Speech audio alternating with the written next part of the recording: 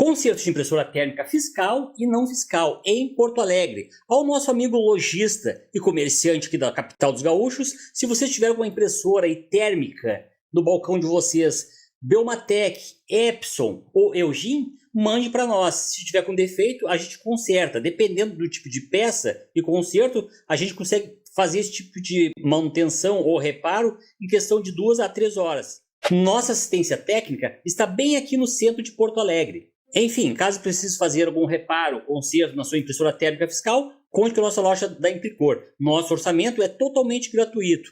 Nosso link de contato e endereço está bem abaixo na descrição desse vídeo.